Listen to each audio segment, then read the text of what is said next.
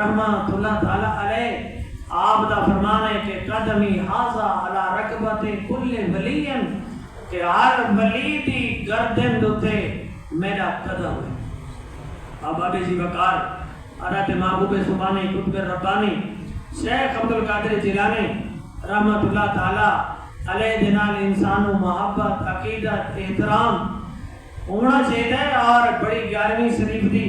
یعنی جو وجہ تصویر ہے وہ بھی میں نے تمہارے سامنے بیان کی تھی ہے۔ اور آج 11 اکتوبر ہے،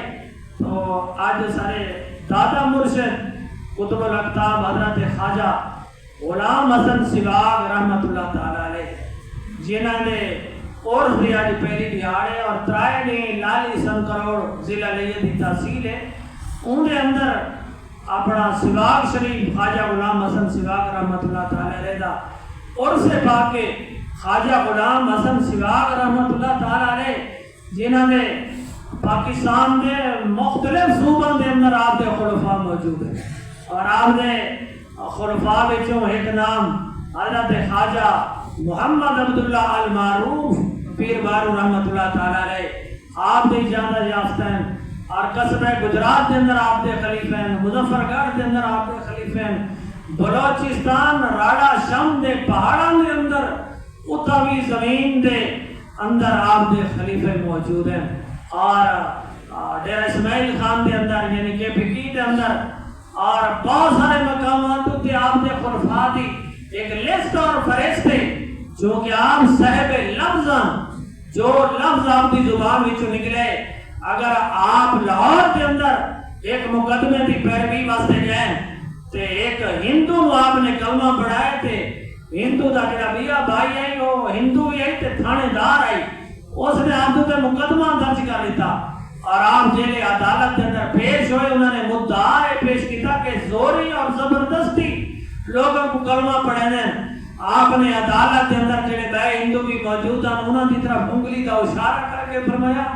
ایک میں کلمہ پڑھائے ایک میں کلمہ پڑھائے، جیندی جاندی طرف آپ کی انگلی اٹھ دی گئے سارے وہ کلمہ پڑھ دے گئے، تو آپ دے متعلق بڑے مشہور مصرین پہ کہ کلمہ نبی دا عمرہ دا کہنا پڑھدا پڑھیندا حسن نہیں مانا۔ آپ ابھی جی وقار آپ دے بارے مشہور ہے کہ جس وقت آپ دا کروڑ وچوں جنازہ روانہ تھیا تے رستے تو ایک موچی بیٹھائی اور وہ بھی کراڑ آئی، انہیں پوچھا کہنا جنازہ لوگوں نے سائے کہ آج غلام حسن سواگ اس دنیا تو رخصت ہو کے اس نے آکے جڑا زوری نال کلمہ پڑھیندا ہے اللہ رب العزت نے کو ہدایت عطا فرماونی ہے، پیچھے مل کے اس نے آپ کا جنازہ رکھوایا، انہیں آکے چلو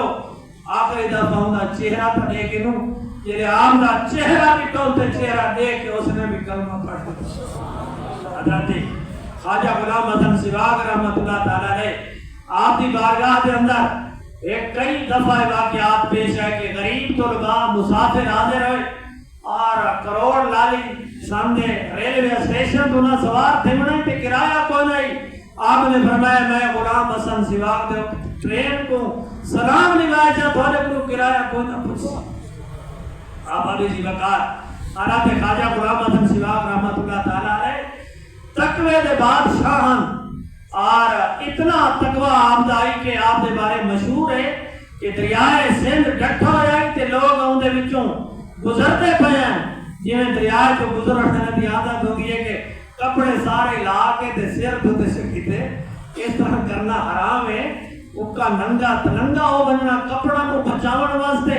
یہ جڑا گناہ کبیرہ دا مرتکب ہو بننا ہرگز جائز نہیں، بلکہ اس وقت دا بے حیائی اتنی عام ہوتی رہتی ہے کہ ہر آئے دن جڑے شہر رہنے ہیں کہ لوگ نوجوان لڑکے کچھے پا کے بدن یعنی گوڑوں تو بھی پیچھا کچھ رانا بھی ننگی ہیں۔ آپ آبے جی وقار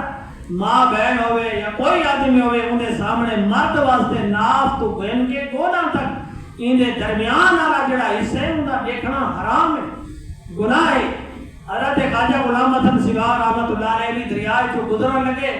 تے آپ نے اپنی چادر بھی پنڈلی تو اتھا نہ کی تھی، غلام نے آگے تا زور کپڑے سننے تھی ویسے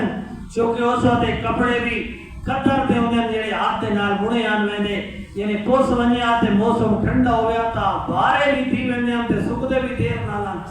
آپ کو درخواست کی تھی کہ اپنے کپڑے اتنا چاہ گنو، آپ نے فرمایا کپڑے اتنا چاہنا گناہ تھی سی